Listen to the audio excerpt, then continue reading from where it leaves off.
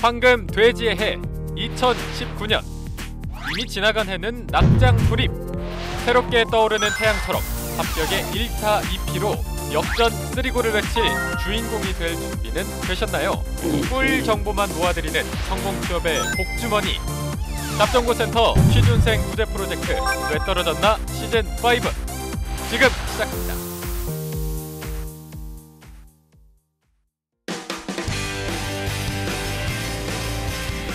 네, 안녕하세요. 성공취업의 시작 잡정보센터 이남주입니다. 네, 안녕하세요. 한유진입니다. 네, 요즘 유진 씨가 날씨를 전하면서 가장 많이 하는 단어가 어떤 건가요? 미세먼지, 추위. 추위. 이걸 가장 많이 하는 것 같아요. 네, 맞습니다. 요즘 집 밖을 나서면서 춥다라는 말을 굉장히 많이 하는 것 같은데 또 취준생들 사이한테는 얼어붙은 채용 시장보다 더한 추위는 없을 것 같다는 생각이 듭니다. 요즘에는 뭐 이제 상반기 채용 시즌을 준비하면서 취업 준비도 해야 되는데 취업 준비뿐만 아니라 취업 준비 비용도 벌어야 해서 이중고를 겪고 있다고 합니다. 네. 상황이 이렇다 보니까 취준생들 사이에서는 무전무업, 돈이 없으면 직업도 못 얻는다라는 신조어까지 생긴 상황이라고 합니다. 슬프네요. 네. 취준생들 입장에서는 대다수의 기업이 입사 공고에서 어학 점수나 자격증을 필수 여건으로 내걸고 있기 때문에 비싼 응시료가 부담됨에도 불구하고 목을 맬 수밖에 없는 상황이 더 안타깝게 느껴지는 것 같습니다. 네. 그래서 저희가 여러분들을 위해서 발빠른 정보, 취업 정보를 전해드리도록 더 노력하도록 하겠습니다. 네, 저희가 열심히 해야 될 것 같습니다. 네. 네, 오늘도 많은 기대 부탁드리면서요. 화요일 잡정보센터 지금 바로 출발합니다. 왜 너를 떠나보냈었는지 왜 널 보낸 건지 네, 답답하고 막막한 취업의 길 지원한 기업에서는 탈락 통보만 할 뿐 그 누구도 탈락한 이유에 대해서 알려주질 않습니다. 네, 아무도 얘기해주지 않아서 이걸까 저걸까 추측만 무성했던 나의 탈락 원인을 밝혀드리고요. 2019년도 상반기 공채 합격의 길까지 쭉 함께하는 취준생 구제 프로젝트 왜 떨어졌나 시간입니다. 네, 어제는 저희가 스펙 점검과 지원 전략에 대해서 살펴봤고 오늘은 자소서 컨설팅을 진행해보는 날입니다. 어제 저희가 진규 씨의 은행권 취업에 관한 지원 전략을 좀 살펴봤는데 네. 그래서 그런지 오늘 이분이 드디어 행차를 해주셨습니다. 은행권 취업 전문가 미스터 뱅쌤, 류수환 컨설턴트와 함께하도록 하겠습니다. 안녕하십니까? 안녕하세요. 안녕하세요. 네, 안녕하세요. 네, 쌤 굉장히 오랜만에 봐서 새해 복 많이 받으세요. 네, 복 많이 감사합니다. 받으십시오. 복 많이 받으십시오. 네. 새해 인사를 저희가 좀 늦게 드린 것 같은데 2019년에 저희가 오신 쌤들한테 다 계획을 여쭤보고 있었거든요. 뱅쌤의 특별한 계획인 어떤 건가요? 지난 연말을 보내면서 제가 이제 생각했던 거는 원래 2019년도에는 어떻게 우리 취준생들이 진짜 솔직하게 우리 취준생들이 어떻게 조금 더 쉽게 취업에 성공할 수 있을까? 그 옆에 어떻게 내가 자리를 잡을 수 있을까? 어떻게 도와줄 수 있을까? 이 생각을 진짜 솔직하게 하면서 연말을 보냈고요. 지금 같은 연초 같은 경우에는 원래 제가 이제 그 분야를 맡고 있는 우리 은행권 같은 경우에 좀 더 많은 채용이 이루어져서 우리 취준생들이 조금 더 쉽게 은행권에 진입할 수 있도록 그게 유일한 저의 바람이자 목표입니다. 네. 그 옆에 함께 하겠습니다. 네. 1년 360일 거의 취준생 생각만, 걱정만 하시는 것 같은데 사실 작년 같은 경우에는 은행권 채용 비리가 좀 있어서 많은 분들이 실망을 하기도 하고 거기에 좀 좌절을 하기도 한 것 같은데 올해는 이런 일이 없을까요? 어떻게 보십니까? 작년에 그런 경우가 있었죠. 그 K은행과 S은행이 그 필기 시험이 같은 날 이제 시험을 쳐서 한 은행의 시험 끝나자마자 퀵 서비스를 타고 그 다음 은행으로 시험 보러 가야 되는. 그래서 제가 방송에서 한번 그런 이야기 했었습니다. 우리 은행권에서 필기 시험 일정을 조금 학생들 그러니까 취준생들 거주지 좀 가까이 잡거나 이렇게 좀 해서 적어도 목숨 걸고 필기 시험 보러 가는 이런 일은 없어야 될 거다라는 그런 이야기를 방송에서도 했었는데 올해는 그런 점이 좀 개선됐으면 좋겠고 그 다음에 작년에 이제 채용 비리 문제 때문에 그 은행권에서 필기 시험을 이제 도입하느라 좀 우왕좌왕했었습니다. 작년이 이제 첫 해였기 때문에 그렇죠. 올해는 이제 두 해째니까 두 번째니까 좀 안정감을 가지고 우리 은행권에서 학생들한테 우리 취준생들한테 적어도 이제 작년에 가장 논란이 됐던 게 필기시험인데 이 필기시험 객관식 필기시험에 대해서 좀 안정감을 가지고 학생들이 우리 취준생들이 준비할 수 있도록 그렇게 은행권에서도 좀 노력해 주셨으면 좋겠다는 느낌이 좀 듭니다. 네. 네, 정말 말씀해 주신 것처럼 올해는 최선을 다해서 달려온 취준생들이 조금 더 투명한 채용 과정이 진행되기를 바라보도록 하겠습니다. 네. 2019년 대제의 성공 취업의 타이틀을 예약해 놓으신 분이 제 왼쪽에 있습니다. 취업준비생 석진규 씨와 함께하겠습니다. 어서 오십시오. 안녕하세요. 안녕하세요. 네. 자, 진규 씨 어제 이어서 오늘이 두 번째 방송이시고요. 어제 첫 방송 나간 거를 혹시 주변에서 좀 보셨나요? 네, 주변에서 안 그래도 방송에서 너무 긴장해서 보는 사람이 좀 더 불편했다고 그래서 이번에는 좀 더 자연스럽게 해보려고 네. 노력 중입니다. 뭐 부모님이나 친구분들이 보신 건가요? 네, 부모님이랑 친구 둘 다 이렇게 보고 나서 공통적으로 말한 게 이제 보는 사람이 불편했다. 네, 너무 긴장해서. 너무 아, 긴장해서. 그래요? 네. 칭찬은 안 해주시던가요? 칭찬이라고 할 거는 지금 제가 입장이 칭찬은 없었다. 네, 칭찬은 아이고, 알겠습니다. 알겠습니다. 오늘은 조금 더 긴장 풀고 편안하게 옷 복장도 더 편하게 하고 오셨으니까 더 네. 편하게 해주시면 될 것 같습니다. 네. 네, 맞습니다. 오늘은 또 이게 자소서 컨설팅을 밟게 될 텐데 네. 2018년 공채에 도전을 하시면서 자소서를 작성하는 데 있어서 특별한 문제점 같은 게 있으셨나요? 네, 자기소개서를 많이 떨어진 입장에서 네. 전반적인 부분에서 많이 부족하다고 느끼긴 하지만은 그 중에서도 특히 지원 동기하고 입사 후 포부, 성장 과정, 그리고 직무 준비 과정 이 부분이 특히나 어려웠다고 말씀드리겠습니다. 네. 전부 다 아닌가요? 자소서 거의 모든 문항을 좀 어려워하신 것 같은데 오늘 어쨌든 그 고민들을 하나씩 뱅쌤과 풀어가 보도록 하고요. 어제 진규 씨 보니까 은행권을 집중적으로 지원하긴 했는데 뭐 MD 직무도 지원하고 영업 쪽도 지원하는 네. 등 좀 다양한 사기업 쪽으로도 지원을 해서 은행권의 자소서와 좀 사기업의 자소서를 비교했을 때 어느 쪽이 조금 더 쓰기 수월하던가요? 제가 지금 집중적으로 보고 있는 곳은 은행권이지만 사기업도 지원을 했는데 네. 통과율을 보자면 이제 사기업 쪽이 자기소개서 탈락률이 높았습니다. 그렇기 때문에 이 답변에 대해서는 사기업이 좀 어렵다고 이렇게 말씀드립니다. 사기업의 탈락률이 더 높았던 네. 거죠? 비율 때문에 이런 식으로 답변을 드리고 네. 실질적으로 주변에서도 그렇고 저 스스로도 다양성을 따지자면은 은행권의 자기소개서의 항목이 좀 더 다양성이 넓게 분포돼서 답변하기가 좀 더 어렵다고 말씀드리겠습니다. 그러면 어떤 게 더 어렵다는 제가 건가요? 좀 네. 은행권은 좀 다양해서 어렵고 사기업은 사기업대로 탈락률이 어렵다. 일단 높아서. 탈락률이 사기업 쪽이 높았다는 이야기는 그 사기업이 그 우리 진규 씨가 지원했던 사기업이 어딘지는 모르겠지만 사기업은 자기소개서에 대한 비중이 그렇게 높지가 않습니다. 그 은행권에 비해서 상대적으로요. 그러다 보니까 우리 사기업이 은행권 자기소개서보다 항목이 질문이 어렵다라는 이야기는 제가 진규 씨한테 지금 처음 듣는데요. 은행권 자소서가 아무래도 어려울 수밖에 없고 우리 그 사기업 자소서는 대신 스펙을 좀 보고 우리 진규 씨 스펙이 별로 안 좋은가 보죠. 그래서 사기업에서도 많이 떨어졌나 보죠. 스펙 문제 때문에 사기업에서 떨어졌을 수는 있는데 자소서 문항만으로 보면 은행 자소서가 월등히 어렵습니다. 그럼 뭐 진규 씨 입장에서는 뭐 긍정적인 소식일 수도 있네요. 은행권이 그렇죠. 오히려 네. 더 쉽게 느껴졌으니까 은행권을 선호하고 계시니까 아무래도 자소서 은행권을 쓰는 데 있어서 조금 더 쉽게 느끼고 있다는 뜻으로 받아들여도 될 것 같은데 뱅쌤이 또 진규 씨의 자소서를 쭉 보셨을 텐데요. 네. 혹시 총점을 주신다면 몇 점을 주실 수 있을까요? 우리 그 은행권 취준생분들은 그 금융 자격증이라는 공부를 뭐 하나씩 해봅니다. 해보면 그 이제 합격 커트라인이 60점이에요. 그 60점 넘으면 합격인데 합격과 불합격 사이에 60점을 커트라인으로 했을 때 제가 진규 씨한테 점수를 줄 수 있는 거는 59점을 드리겠습니다. 59점. 아, 그러면 1점 차이로 불합격 아닌가요? 그렇죠. 조금만 더 하면은 조금만 더 하면 합격할 네. 수 있는데 아. 지금 뭔가 2%가 부족한 게 아니고 1%가 부족한 네. 그런 상태라고 제가 일단 총점을 먼저 드리겠습니다. 네. 그럼 오늘 그 나머지 1점을 채워 주시는 건가요?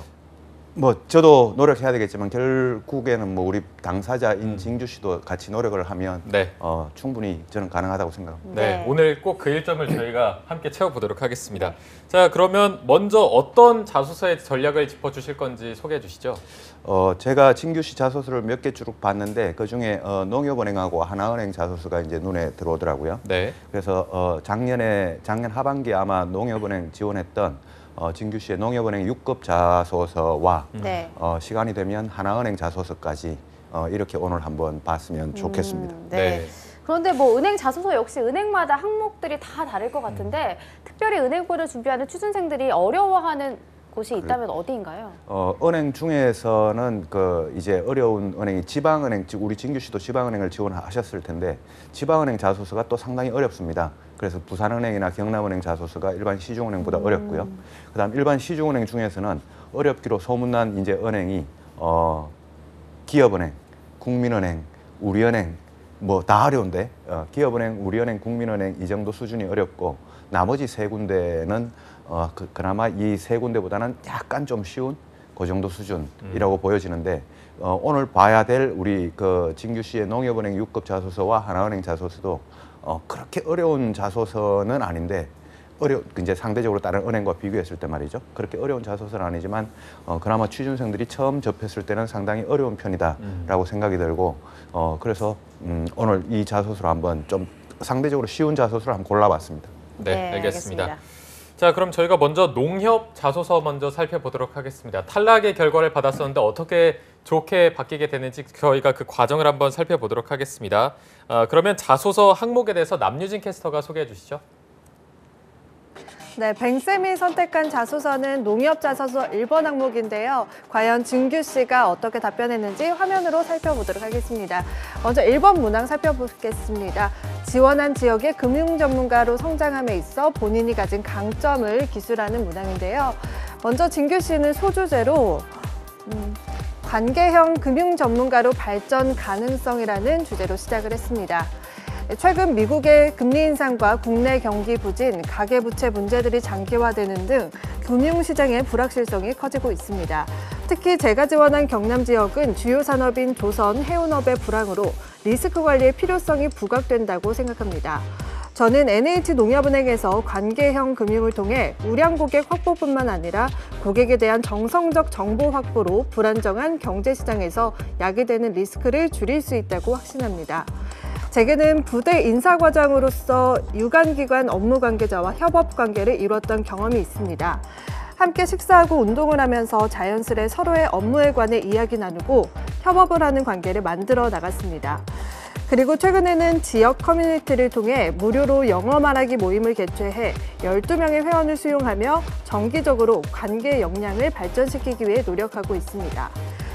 영업지역의 특성과 주요 산업에 대한 이해를 바탕으로 자산가 혹은 중소기업가와 관계 형성으로 생활화된 고객 관리가 된다면 적시에 고객의 재무 상태나 비재무 정보에 따른 맞춤형 서비스를 추천 및 제공할 수 있을 것입니다. 네, 이렇게 첫 번째 항목을 답변을 마쳤는데요. 과연 진규 씨의 자소서에서 부족한 점은 무엇인지, 또 합격 자소서로 탈바꿈하기 위해서는 어떤 전략이 필요한지 스튜디오에서 뱅쌤과 함께 이야기 나눠보겠습니다. 네, 농협 자소서 1번 항목 답변에 대해서 살펴봤습니다. 네. 진규 씨에게 먼저 여쭤보겠습니다. 뭐 이거 작성하면서 어려움도 있었겠지만 지금 다시 한번 이렇게 읽어줘서 들어봤을 때 이 답변이 최선이었던 것 같은지 아니면 부족했던 것 같은지 한번 의견을 들어보겠습니다. 네, 항상 자기소개서를 읽게 된다면은 이전에 썼던 자기소개서가 마음에 안 들듯이 지금도 제가 봤을 때 지금 이게 내가 쓴 게 맞나 싶을 정도로까지 이렇게 네, 좀 그런데 이 부분 자기소개서를 봤을 때 리스크 관리보다는 좀 상생에 초점을 두고 이렇게 진행했으면 좀 더 좋지 않았을까라는 생각을 갖게 됐습니다. 네. 1번 항목을 작성하면서 가장 어려웠던 게 어떤 거였나요? 1번 항목을 작성하면서 어떤 나만의 강점이 은행에서 원하는 강점이 될 수 있는가 또 고민하는데 어려움이 있었고 또 최근의 경험을 묻는 요지 파악이 좀 더 힘들었다고 이렇게 말씀드리겠습니다. 네. 이렇게 어려웠던 점까지 들어봤는데요. 뱅쌤이 보시기에 1번 항목은 어떻게 평가를 하시나요? 예, 제가 진규 씨한테 먼저 한 질문을 작은 걸 하나 드려보면, 네네. 아까 누구나 다 그렇습니다. 이 자기소개서를 적고 한 달, 2달 정도 지나서 다시 그 자소서를 보면 학생들 표현으로 손발이 오그라들 정도로 좀 그런 느낌을 받는다고 네. 합니다. 네. 저도 마찬가지일 겁니다. 근데 어떤 이제 만약에 내가 이걸 내가 적었나 아니면 그때 잘못 적었네라고 하는 이런 부분이 지금 만약에 눈에 들어온다면 그 부분이 아까 적었던 답변 중에 어느 부분이라고 진규 씨가 지금 생각을 하는지 그걸 한번 뭐 질문을 한번 드려보고 네네. 싶네요. 네네. 네, 저는 아까 말씀드렸다시피 이제 관계형 금융 전문가로서 발전을 하고 싶다라고 이렇게 얘기를 잡았으면은 틀을 잡았으면은 리스크 관리보다는 좀 더 기업과 상생하는 분위기로 이렇게 자기소개서 자체를 끌고 나갔어야 되지 않을까라는 부분을 부분. 네. 좋습니다. 그 지금 우리 농협은행 1번 자소서를 지금 읽어봤습니다. 그 농협은행 농협은행 작년 이제 이 자소서가 총 5개 문항이 있었을 거예요. 그 중에 제가 1번 항목을 꼽은 이유가 그 1번 항목이 제일 어렵기 때문입니다. 그 제일 어려운 항목을 제일 어렵다라는 이야기는 우리 지원자들 입장에서 어려운 항목을 잘 적으면 변별력이 확 사는데요. 어려운 항목을 못 적고 쉬운 항목을 잘 적으면 쉬운 항목은 별로 변별력이 생기질 않습니다. 네. 그래서 어려운 항목을 잘 적어야 되는데 이 어려운 항목, 이 1번 항목이 왜 어려운가 하면 지원자들이 어디에서 이제 그 곤란한 상황을 맞이하게 되냐면 지원한 지역의 특성이라고 하는 이 부분에서 이제 곤란한 점을 맞이하게 됩니다. 지금 지원한 지역 아마도 진규 씨는 작년 하반기에 이제 경남 지역으로 지원했을 거라고 생각이 됩니다. 지원한 지역의 특성이 뭐냐라고 하는 이 부분에 대해서 어느 정도 언급을 해주고 난 다음에 내가 지금 지원한 지역이 예를 들어 경남 거제 지역이다. 그러면 이 지역은 이런 특성이 있고 이런 특성이 있고 이런 특성이 있어서 나 같은 관계형 금융을 키워나갈 이런 인재가 필요하다라고 하는 이런 지역적인 인재의 특성을 먼저 좀 설명을 좀 해줄 필요가 있는데 그 설명이 지금 1번 답변에서 완전히 빠져 있고요. 그냥 결론부터 이제 나와 있단 말이죠. 결론이 뭐냐면 결국 이 지역에서는 관계형 금융이 중요하다라고 하는 이제 진규 씨의 논리인데 그리고 이제 그 관계형 금융을 펼쳐나가기 위해서 리스크 관리도 그렇고 뭐 이렇게 여차 경험, 부대 인사과장 경험까지 이렇게 적었단 말이죠.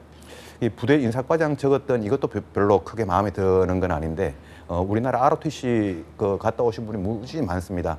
아까 대기실에서도 진규 씨하고 잠깐 그런 이야기했는데 ROTC 이야기를 그렇게 다시 이 자소서에 적고 싶으면 그냥 다시 군대를 가라라고 제가 이야기를 합니다. 너무 잔인한 말 아닌가요? 군대를 다시. 그러니까 ROTC 이야기를 아예 빼라는 거죠. 네. ROTC 그리고 지금 진규 씨가 전역을 한 지가 벌써 이제 2년 차, 3년 차인가요? 3년 차 이제 들어가는데 네. 아직까지 군대 이야기를 적고 있으니 그렇게 군대가 사랑스러우면 다시 군대를 가야지 왜 은행을 가려고 하냐라고 이야기를 할 정도로 ROTC 갔다 오신 분들을 보면 이 군대 이야기가 자소서에 되게 많습니다. 그래서 메리트가 그만큼 없는 건가요? 그 인사 담당자들도 다 군대 갔다 왔고 다 ROTC든 뭐 사병이든 뭐 여성분들은 아니겠지만 그 대부분 뭐 은행에 근무하는 기성 30대 40대 분들이 다 군대를 다 갔다 왔는데 이 자소서의 소중한 이 공간에 군대에서 누구나 해야 되는 그 의무적인 그 일을 여기에 수동적인 그런 내용을 적는 것보다는 갔다 나와서 지금 2년이 지났는데 2년 동안 한 게 없냐? 2년 동안 네가 네 인생을 위해서 또 너 취업을 위해서 이렇게 한 게 없냐? 이런 거를 좀 적어줬으면 좋겠다. 이런 생각이 들어서 1번 항목에서 일단 제일 먼저 지적을 해주고 싶은 거는 그거예요. 그 지역의 특성. 지역의 특성을 우리가 진규 씨가 좀 이야기를 해줬더라면 관계형 금융이 나오는 건 괜찮은데 그 지역의 특성을 좀 이야기를 해줬더라면 좀 더 좋았지 않았을까라는 요 느낌이 일단 좀 듭니다. 네. 조금 강하게 말씀을 해주신 것 같은데 저희가 농협 자소서 1번 항목에 대해서 살펴봤습니다. 어려운 항목이라고 말씀을 해주셔서 이거를 잘 쓰면 변별력이 더 높아질 것이라고 말씀해 주셨는데 일단 이 농협 자소서에 대한 점수를 매기신다면 지금 진규 씨의 작성한 답변은 몇 점 정도 받을 수 있나요? 제가 아까 그 1번 항목을 우리가 봤지 않습니까? 네. 그 1번 항목이 제일 어렵다고 했는데 1번 항목은 잘 적으면 변별력이 되게 큰 질문이라 1번 항목을 잘 적으면 이게 90점, 100점까지도 올라가는데 이 1번 항목을 못 적으면 30점, 40점밖에 안 됩니다. 그래서 제가 아까 진규 씨의 평균 자소서 전체 총점을 59점을 드린다 그랬으면 제가 조금 냉정하게 그 진규 씨한테 물론 방송 끝나면 다시 제가 따뜻하게 진규 씨한테 이야기를 해드릴 텐데요. 네, 부탁드립니다. 방송 안에서는 조금 냉정하게 이야기를 하면 아까 59점을 드렸던 점수보다 조금 더 부족한 57점 정도로 57점. 드린다라고 이렇게 말씀을 드린 아까 평균 점수보다 부족하다는 거죠. 이 1번 그만큼 중요하다는 거죠. 1번 질문이. 네. 네. 50점 후반대를 자꾸 받네요. 네. 그러면 점수를 확 깎아낸 단락이나 뭐 칭찬해 주실 부분이 있다면 그 부분도 짚어주시면 좋을 것 같아요. 그렇죠. 제가 아까 말씀드린 그 두 가지입니다. 첫 번째 한 가지 더 세 가지를 말씀을 드리겠는데요. 첫 번째는 지역의 특성에 대해서 고민을 했던 흔적이 보이지 않는다. 이 지원자가 자기가 지원하는 지역에 왜 관계형 금융이 필요한지, 그 경남 지역이 이거에 대한 서술이 보이지 않는다라고 하는 게 이게 첫 번째 마이너스 요인이고요. 네. 두 번째는 아까 부대 인사과장, 그러니까 군대 이야기가 거기서 최근의 경험이 나와야 되는데 부대 인사과장 이야기가 나왔다라고 하는 이 점이 또 식상한, 그러니까 인사 담당자들이 보기에 그냥 원 오브 댐, 그냥 그 ROTC 출신 지원자 중에 한 명, 이런 느낌으로밖에 들지 않는 이 느낌이 들고요. 세 번째가 이 관계형 금융이라고 하는 이 컨셉을 이제 만들어냈는데, 이 관계형 금융이 지역 사람들은 다 똑같습니다. 너무 포괄적인 컨셉이라는 거죠. 지방 중에서. 그럼 그 경남 지역에서 좀 더 관계형 금융 중에서도 어떤 관계형 금융, 중소기업 관계형 금융인지, 대기업 관계형 금융인지, 아니면 제조업인지, 아니면 유통인지, 아니면 어업인지, 어떤 그 좀 더 특화된, 좀 더 구체화된 이 관계형 금융으로 들어가지 못하고 너무 포괄적인 부분에서 지금 머물고 있다라고 하는 요 세 가지 점이 1번 항목에서 제가 점수를 60점에서 1점씩 깎아서 57점을 드린 계기가 되겠습니다. 네. 자, 어쨌든 지역의 특성에 관한 거는 문항에도 나와 있기 때문에 이 부분은 꼭 작성을 하시는 게 필요할 것 네. 같고요. 또 뭐 부대 인사과장 이야기는 약간 식상했다. 또 관계형 금융 전문가가 되겠다는 약간 조금 포괄적인 컨셉인 것 같아서 이 부분에 대해서 조금씩 수정을 하시면 될 것 같고요. 저희가 바로 다음 자소서 하나은행의 역시나 1번 항목을 살펴보도록 하겠습니다. 지원 동기, 입행 후 포부에 대해서 쓰라고 돼 있는데 이 부분은 진규 씨가 직접 읽어보시면서 어떤 점이 부족했는지 느껴보는 것도 좋을 것 같습니다. 한번 읽어주시죠. 네. 지금 네. 고객 중심 은행과 인재, KB하나은행은 PB 자산 관리 시스템을 전 영업점에 도입하는 등 고객에게 최대 만족을 드리기 위해 고심하고 도전합니다. 이런 노력의 결과가 유로머니지에서 하나은행을 대한민국 최우수 PB은행으로 10일에 선정한 것으로 나타났다고 생각합니다. 고객 중심의 금융에 끊임없이 도전하는 하나은행은 제가 고객 중심형 인재로 발전할 수 있는 최고의 직장이라고 느껴졌습니다.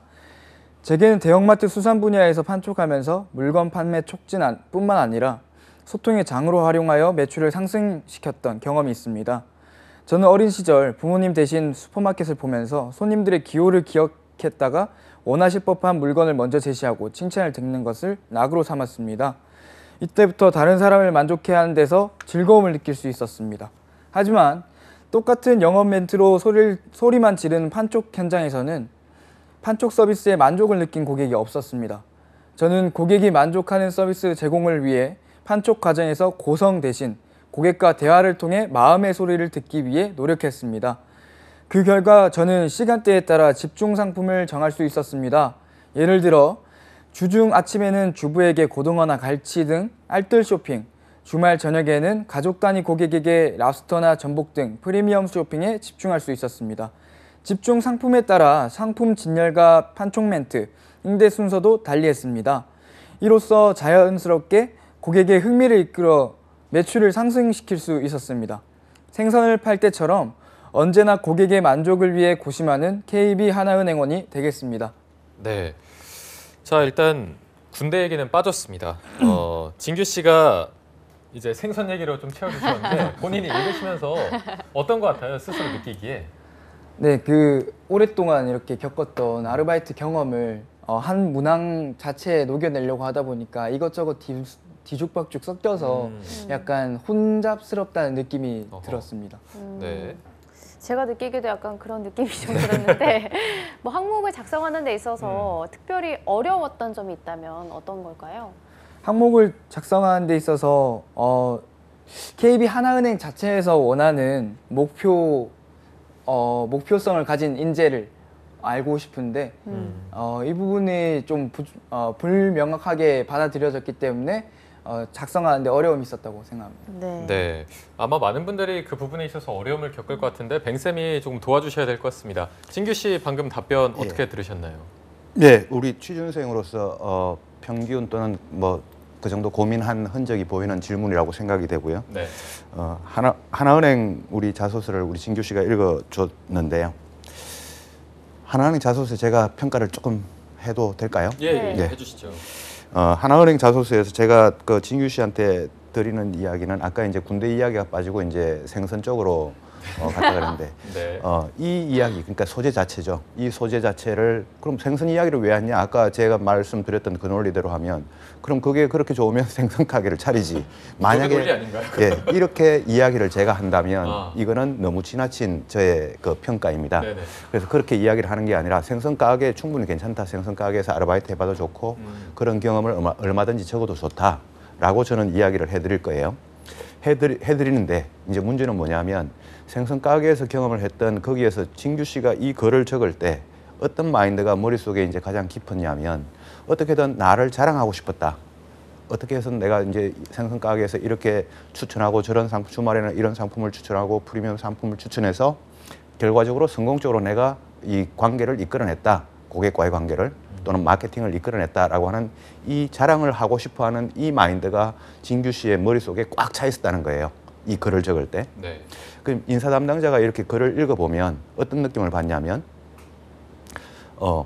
왜 이 사람은 생선 가게를 하면서 그냥 아르바이트일 뿐인데 왜 이 사람은 그렇게 주말에는 이런 고민을 주말에는 이런 뭐 마케팅을 해야지라고 고민을 했을까?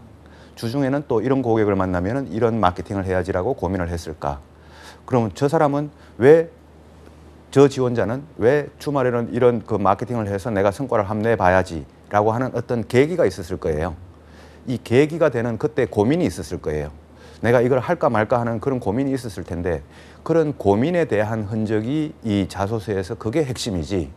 결과적으로 내가 주말에 이런 마케팅을 해서 성공했다, 실패했다라고 하는 이게 핵심이 아니라는 거죠. 네. 그 은행에도 이제 그 진규 씨든 뭐 직장인들은 은행이든 다른 직장이든 다 들어가 보면 직장 안에서도 계속 성공하는 사람 없습니다. 성공하기도 하고 실패하기도 하고 그러면서 이제 또 성장해 가는 거죠.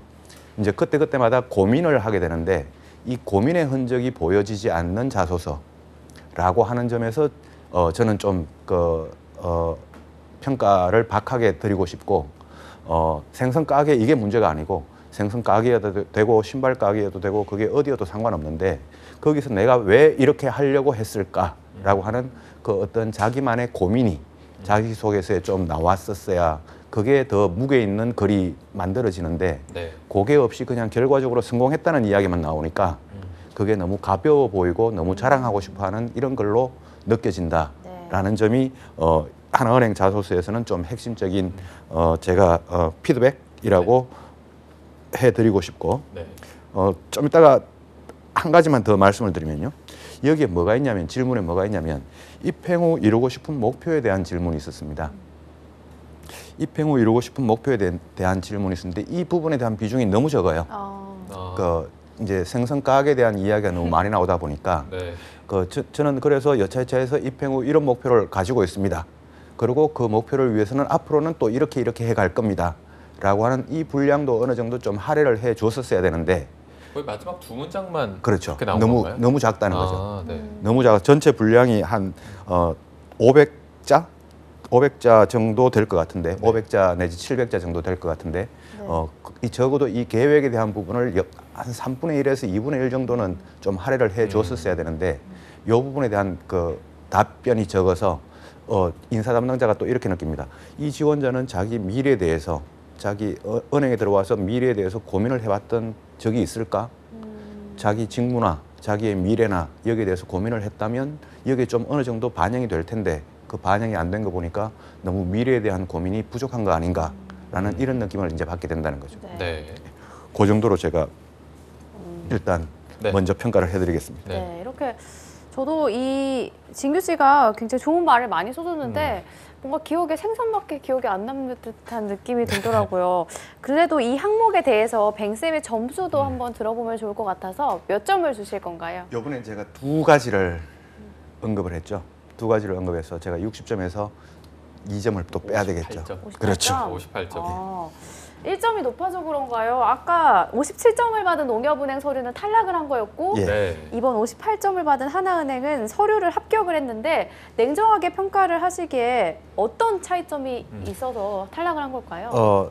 진규 씨 이제 탈락을 했던 거는 이거는 그 농협은행은 이제 작년에 그 서류 전형을 제대로 했고요. 그러니까 네. 하나은행은 작년에 우리 취준생들이 이야기하는 적부 시스템이라고 해서 아. 그냥 그 적절하게 이제 다 채워지면 그냥 필기시험 기회를 주겠다, 서류 합격을 시켜주겠다라는 네. 그 시스템으로 채용을 했는데 그러다 보니까 하나은행은 합격을 하고 네. 농협은행은 떨어졌을 수 있습니다. 근데 이 두 자소서, 농협은행과 하나은행의 이 두 자소서의 어떤 답변의 유형이 거의 동일합니다.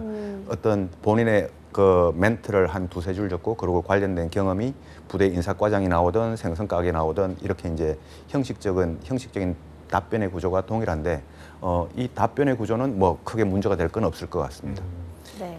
그럼 아까 지적을 해주셨던 부분이 고민한 흔적이나 어떤 그 일을 하게 된 계기에 대한 부분이 부족했고 입사 후 포부에 대한 부분도 네. 굉장히 적었다. 이 부분을 조금 더 자세히 알려주시면 다음에 쓰는데 도움이 될 것 같거든요. 예, 그렇죠. 그 여기서 이제 고민한 흔적이라고 하는 거는 이제 분량에 그 허용이 되는 한, 분량이 그 이제 그 허용이 되는 한, 내가 왜 나는 나중에 내가 이제 은행에 들어갈 건데 은행에 들어가고 싶은데 나는 이 그 생선 가게 마트에서 아르바이트를 하면서도 여기서도 내가 고객 감동을 한번 실천해 보자 또는 내 마케팅 내 목표를 한번 달성해 보자라는 이런 목표를 가지고 거기서 나는 주말에는 어떤 이 고객들한테 어떻게 그 마케팅을 하면 잘 될까 주중에는 어떻게 하면 잘 될까 이런 거를 고민하기 시작했다는 거예요. 이렇게 고민을 해서 그게 실패여도 상관이 없습니다. 실패여도 상관이 없고 그런 고민을 했다는 흔적이 그게 인사 담당자들한테 이제 그 느낌으로 다가올 텐데 그런 고민의 흔적이 이제 그 사이에 빠져 있죠. 빠져 있고 그게 이제 첫 번째고 그다음 입행 후 계획은 이렇습니다. 입행 후 계획은 내가 나중에 이제 그 진규 씨 아까 그 말씀으로 하면 그 기업금융 전문가가 되겠다는 게 이제 꿈이었거든요. 그럼 나중에 하나은행은 근데 여기서도 이제 앞에 유로머니지 뭐 이렇게 아주 PB 이런 이야기가 나온단 말이죠. 그러면서 기업금융하고 개인금융하고는 또 별개의 문제인데 이 개인금융을 지원 동기에 이제 썼지 않습니까? 네. 이제 계속 기업금융을 가지고 썼더라면 더 나았을 수도 있고 지원 동기에도 내가 이제 목표가 기업금융이니까. 근데 내가 나중에 목표가 기업금융이면 나중에 이 기업금융 전문가가 되기 위해서 하나은행에서 들어가서 뭐 예를 들어 이런 자격증을 공부해 보겠다거나 아니면 아까 농협은행에서 적었던 그 관계연금융 그 이야기를 하나은행 입행 후 계획에다가 관계연금융을 실천해 가겠다거나 그것도 그 경남 지역에서 뭐 어업이든 중소기업이든 제조업이든 유통업이든 뭐 이런 쪽에 그런 실천을 좀 해보겠다거나 이런 계획이 이제 자소서 후반부에 좀 적혀 있어야 된다는 거죠. 1번 답변에. 하나은행도 역시 1번 답변이 제일 중요한 네. 답변입니다. 알겠습니다. 저희가 농협은행과 하나은행의 자소서를 통해서 진규 씨의 자소서 문제점에 대해서 조금 진단해보는 시간을 가져봤는데 지금 시간에 평소에 자소서를 쓰면서 어려웠던 부분이나 좀 궁금했던 부분을 물어보셔야 될 것 같습니다. 지금 물어보시면 될 것 같아요.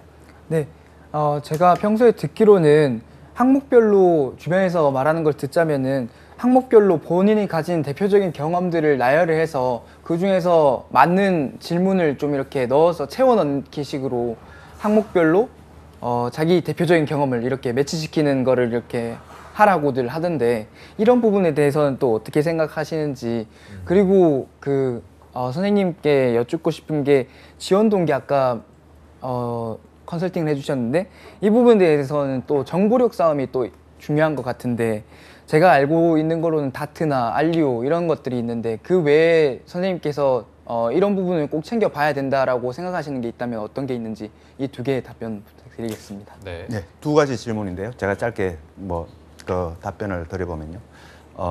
지금 그 자기소개서 질문에 대해서 이제 경험을 하나씩 매칭시킨다. 이거는 괜찮습니다. 아까도 이제 부대 인사과장 경험을 매칭시켰고 두 번째 지원 하나은행 답변에서는 생선가게 이제 경험을 매칭시켰죠. 근데 거기에서 경험만 매칭시키는 게 그게 중요한 게 아니라 거기에다가 아까도 계속 이야기를 했습니다만 고민.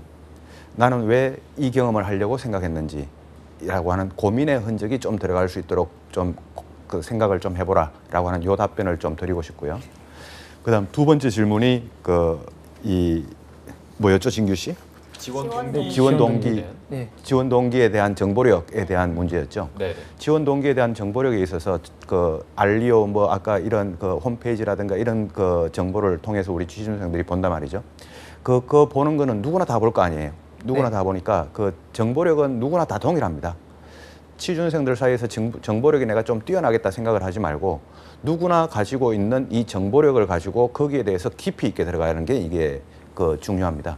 그래서 예를 들어 하나은행 홈페이지를 봤다 그러면 홈페이지에서 뭐 하나은행은 도전형 인재를 원한다라고 하는 이 도전형 인재라고 하는 5글자 이게 중요한 게 아니라 하나은행은 왜 도전형 인재를 원할까?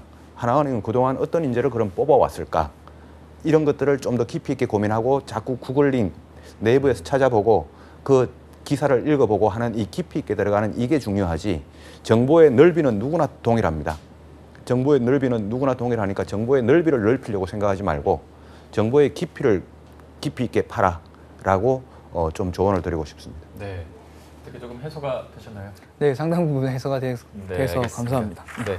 자, 오늘은 그럼 자소서 컨설팅 두 번째 컨설팅을 여기서 마무리해 보고요. 내일은 저희가 면접 컨설팅을 진행해 보도록 하겠습니다. 실제처럼 모의 면접이 진행되기 때문에 내일은 면접에 대해서 준비를 해주시고요. 오늘 마지막으로 뱅쌤이 진규 씨를 포함해서 은행권을 준비하는 분들한테 신의 한 수 부탁드리겠습니다. 예, 이번 상반기가 이제 빠르면 2월 말입니다. 빠르면 2월 말, 3월 달에는 이제 상반기 채용이 뜰 거예요. 상반기 채용 뜨면 지금이 이제 1월 초입니다. 지금 이제 여러분들이 뭘 하고 있어야 정상인가 하면 지금은 필기 시험 준비를 하고 있어야 됩니다. 작년 하반기 지원해 보셨던 분들은 전부 다 필기 시험에서 대부분 큰 탈락의 슬픔을 맛보셨을 거예요.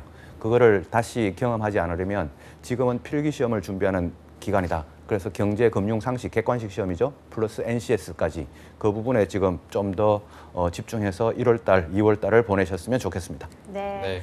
뱅쌤의 신의 한 수까지 들어봤습니다. 아까 말씀드렸듯이 내일은 모의 면접이 진행되는 날이니까요. 진규 씨도 준비를 잘 해오시기 바랍니다. 뱅쌤도 목요일 토탈 컨설팅에 뵙도록 하겠습니다. 두 분 고맙습니다. 네, 고맙습니다. 감사합니다. 네, 잡정보센터 1부는 여기서 마무리해 보도록 하겠습니다. 잠시 후 2부에서는요. 일자리 방방곡곡이 준비되어 있고요. 네, 그리고 잡정보센터 최고의 취업 컨설턴트죠. 차재원 코치님과 함께하는 코너 스펙 감별사도 준비되어 있습니다. 네, 어디 가지 마시고요. 채널 고정!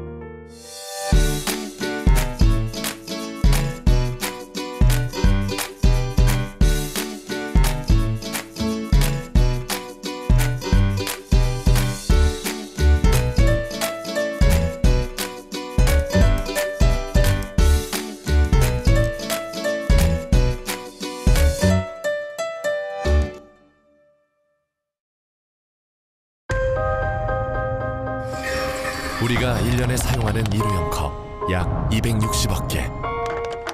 플라스틱 컵이 분해되는 시간 최소 500년. 지구도 한 번 쓰고 버리실 건가요? 늦지 않았습니다. 일회용품 줄이기, 나부터 시작입니다.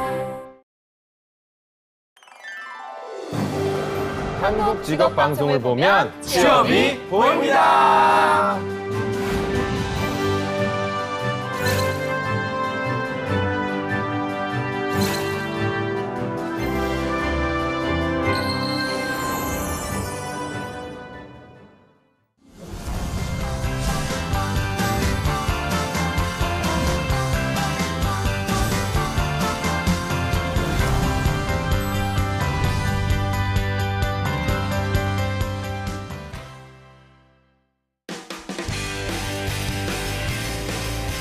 네, 성공첩의 시작 잡정보센터 2부의 문을 활짝 열어봤습니다. 저희가 2부에서는요. 명실상부 잡정보센터 최고의 취업 컨설턴트죠. 차재원 코치님과 함께하는 코너 스펙 감별사가 준비되어 있고요. 네, 그리고 전국 각지의 생생한 채용 소식을 알아보는 일자리 방방곡곡도 준비되어 있습니다. 지금 바로 만나보시죠.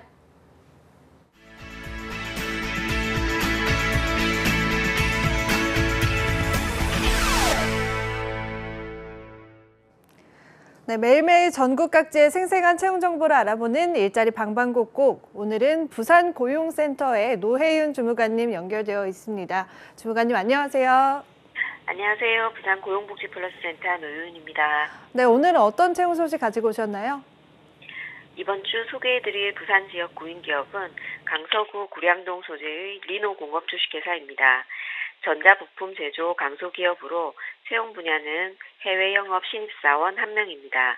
반도체 검사용 부품 해외 시장 개척 및 수출 업무를 수행하며 지원 자격은 대졸 이상 지원 가능하며 관련 전공자, 영어 능력 우수자, 컴퓨터 활용 능력 우수자, 해외 연수자는 우대한다고 합니다.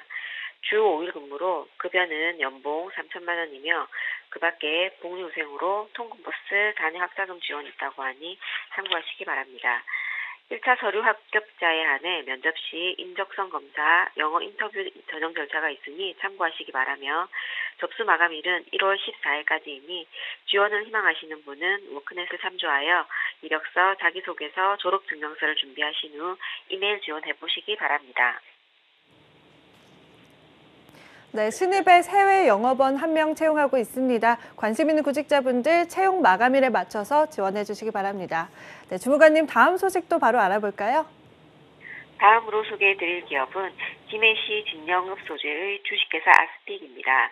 자동차 부품 및 금형 제조 강소기업으로 채용 분야는 금형공학 기술자 1명입니다.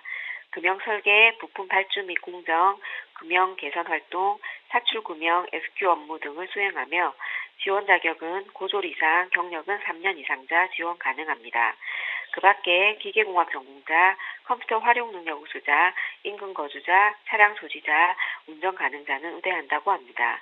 주 5일 근무로 급여는 연봉 4천만 원 이상이며 경력에 따라 면접 시 급여 협의 조정 가능합니다. 그 밖에 직원 복리후생으로 기숙사 제공, 자녀 학자금 지원이 있다고 하니 참고하시기 바랍니다. 채용 시 마감되는 구인건으로 지원 의사 있으신 분은 워크넷 확인 후 이력서, 자기소개서, 경력증명서를 준비하여 사업장 이메일로 지원해 보시기 바랍니다. 네, 3년 이상 경력의 금형공학기술자 1명 채용하고 있습니다. 채용 시 마감되는 구인건이니까요. 빠르게 지원해 주시면 좋겠습니다. 네, 주무관님 오늘 소식 고맙습니다. 고맙습니다. 네, 다음은 전주로 가보겠습니다. 전주의 이효순 주무관님 안녕하세요. 안녕하세요. 전주 고용복지플러스센터 이효순입니다. 네, 오늘은 전주에 어떤 소식 가지고 오셨나요? 이번 주 소개해드릴 전북지역 업체는 66걸즈입니다. 전라북도 전주시 완산구 삼천동에 소재하고 있으며 여성의류 인터넷 쇼핑몰 업체에서 자사 일본몰 상품관리, SNS 관리, 일본 마케팅 업무를 담당할 온라인 판매원 1명을 채용합니다. 학력은 초대졸부터 대졸까지 지원 가능하며 경력은 무관하게 지원 가능하다고 합니다. 우대사항으로는 컴퓨터 활용 능력 우수자, 일어 가능자, 포토샵 가능자, 디자인 감각이 뛰어난 여성을 우대한다고 합니다. 주 5일 근무에 근무 시간은 오전 8시 30분부터 오후 5시 30분까지이며 급여는 월급 200만 원에서 300만 원입니다. 구인 마감일이 1월 31일까지이므로 지원을 희망하시는 분은 이력서와 자기소개서를 준비하셔서 이메일로 접수해 주시기 바랍니다. 네, 경력이 무관한 온라인 판매원 1명 채용하고 있습니다. 관심 있는 구직자분들 많은 지원 바라겠습니다. 주무관님 다음 소식도 바로 전해주시죠. 다음에 소개해드릴 채용 정보는 익산시 청소년 수련관입니다. 전라북도 익산시 어양동에 소재하고 있으며 청소년 수련관에서 청소년 활동 프로그램 기획 및 진행 업무를 수행할 청소년 지도사 1명을 채용합니다. 학력은 대졸 이상 지원 가능하며 경력은 무관하나 청소년 지도사 1급 자격증 취득하신 분만 지원 가능하다고 합니다. 우대사항으로는 청소년 지도학과 졸업자, 컴퓨터 활용 능력 우수자를 우대한다고 합니다. 화요일부터 토요일까지 주 5일 근무이며 근무 시간은 오전 9시부터 오후 6시까지이며 급여는 연봉 2,400만 원에서 3천만 원입니다. 접수 마감일이 1월 17일까지이므로 지원을 희망하시는 분은 이력서, 자기소개서, 경력증명서, 자격증 사본을 준비하셔서 직접 방문하여 접수하시거나 팩스 또는 이메일로 접수해 주시기 바랍니다. 네, 이 구인권도 경력은 무관하지만 청소년 지도사 1급 자격증이 취득하신 자만 가능하다고 하니까요. 참고하셔서 지원하시기 바랍니다. 네, 주무관님 오늘 소식 고맙습니다. 고맙습니다. 네, 지금까지 일자리 방방곡곡 경남과 전북의 채용 정보 알아봤습니다.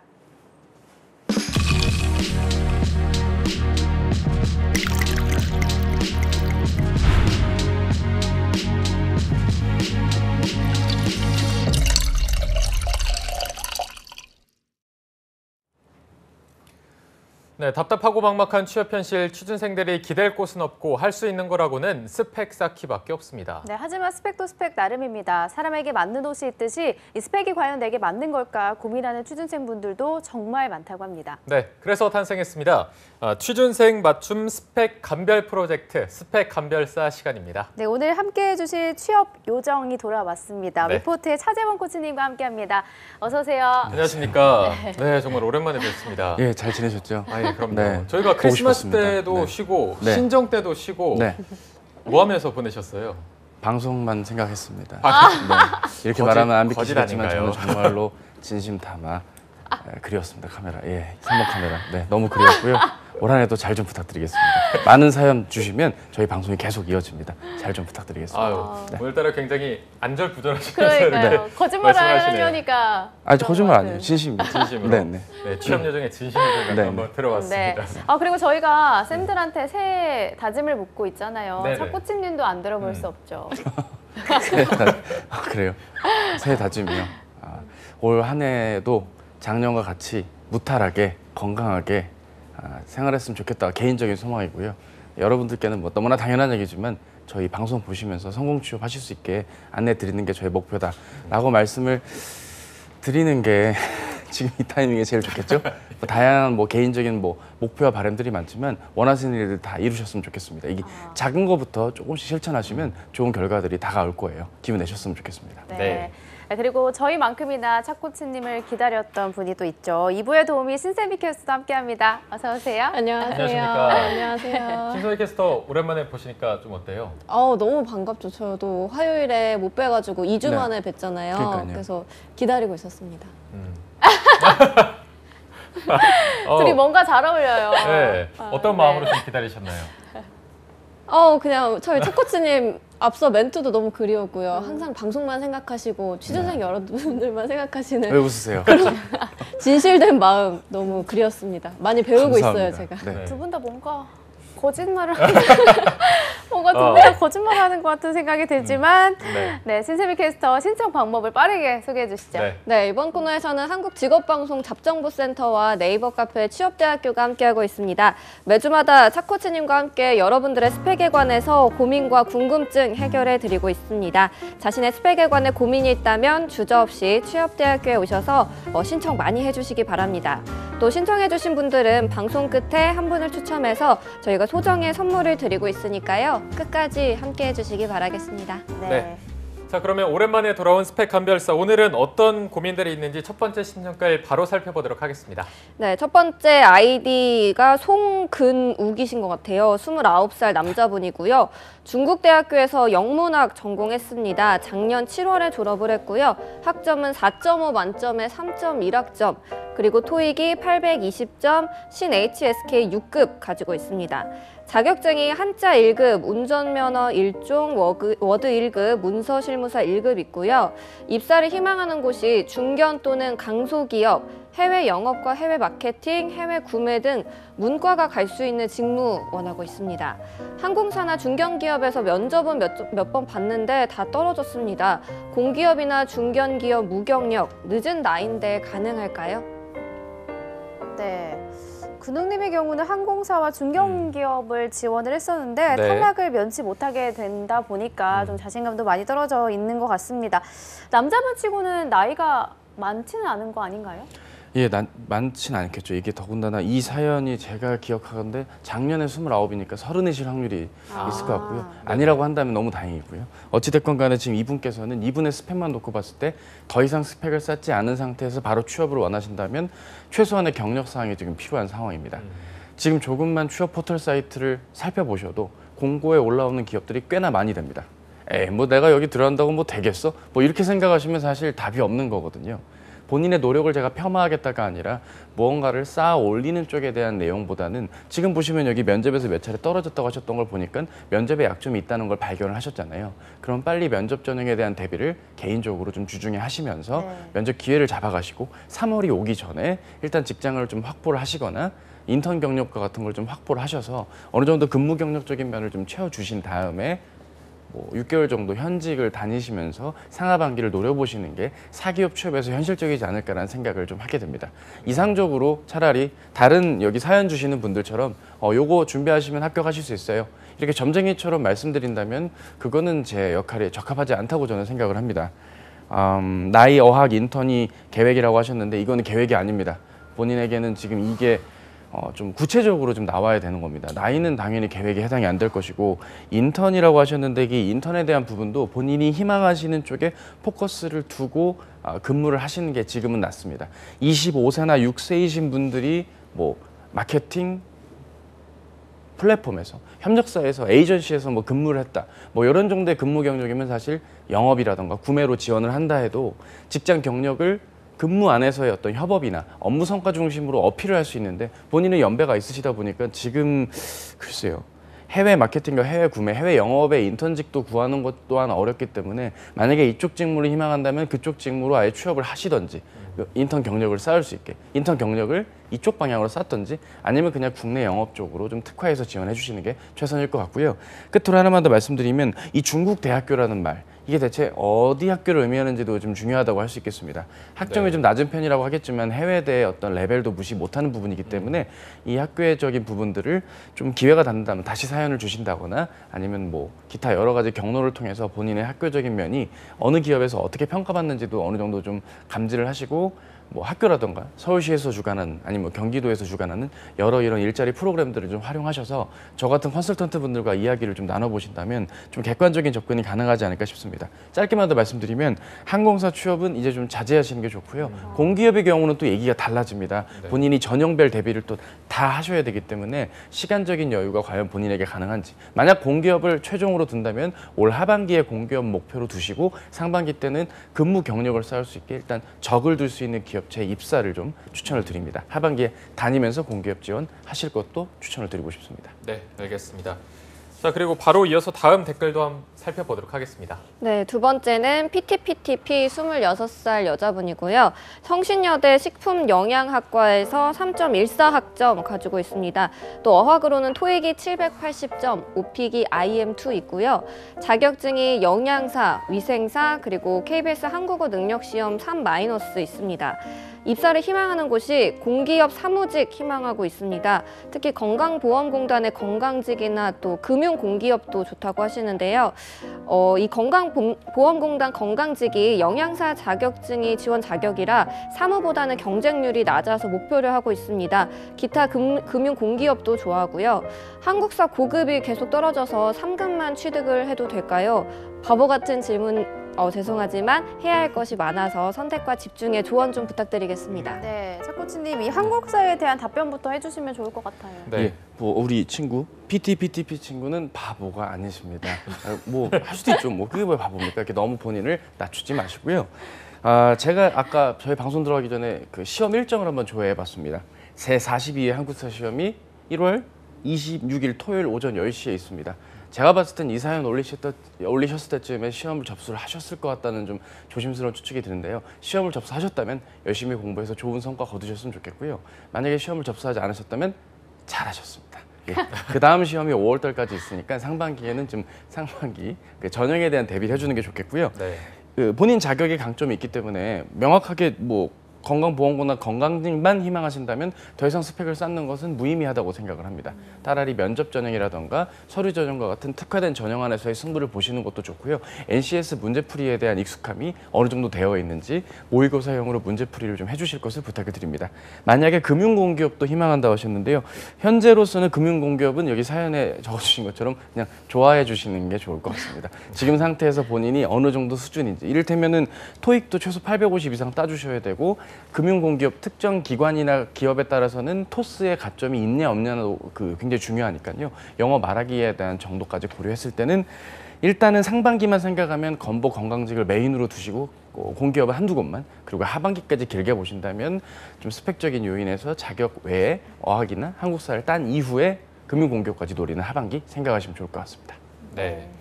자, 오늘 또 차 코치님이 취업 요정 그리고 스펙 감별사로서 활약을 해주셨는데, 오늘 저희가 뭐 사연들을 쭉 살펴보면서 지금 상반기를 준비해야 되는 시점이잖아요. 지금 준비해야 되는 시점에 있는 취준생들에게 위로 또는 충고의 한마디를 해줄 수 있다면 어떤 조언을 해줄 수가 있을까요? 사실 이 질문이 올해 들어 저한테만 하는 질문은 아니라고 저는 생각을 합니다. 다양한 분들의 많은 조언을 들으셨을 텐데, 저는 제가 봤을 때는 약점을 지금 메우지 않으면 곤란하겠다는 말씀을 드립니다. 점점 그 채용에 대한 주기가 완만해지고 있습니다. 3월, 9월 중심의 공채도 있지만 1, 2월 달에 많은 기업들의 채용이 있고 상시 채용도 많이 지금 이루어질 예정이기 때문에 나는 3월에 해야지 하고 이렇게 좀 여유 있게 접근하시기보단 매 순간순간에 최선을 다하는 자세와 노하우를 좀 견지하신다면 굳이 이런 사연이 아니더라도 본인만의 스스로의 기준과 정립 아래 좋은 취업에 대한 성과가 이어지지 않을까 싶습니다. 네, 알겠습니다. 지금까지 위포트의 차재원 컨설턴트 그리고 신세미 캐스터 두 분과 함께했습니다. 두 분 고맙습니다. 고맙습니다.